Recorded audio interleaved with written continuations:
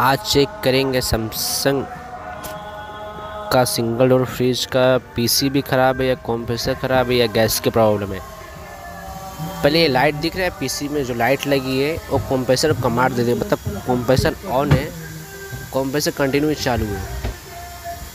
अभी अंदर cooling coil में चेक करेंगे कूलिंग कॉइल में ठंडा हो रहा है या नहीं हो रहा है, वो चेक करेंगे। कूलिंग कॉइल से सक सक का साउंड आ रहा है पानी का, मतलब कंप्रेसर भी ऑन है, कंप्रेसर भी ओके, पीसी भी ओके, मतलब गैस का इशू है।